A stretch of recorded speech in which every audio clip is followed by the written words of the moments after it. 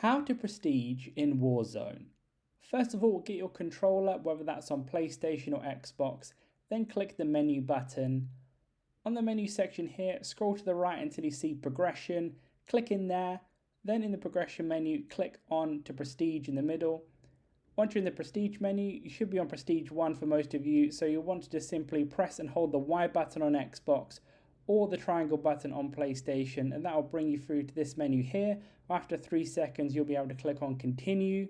This is the same for any prestige, by the way, that you do. And again, you'll be prompted to continue after showing how it works. So obviously you will lose your guns, etc., and you'll be reset back to the ranking with prestige 1, but you'll know that.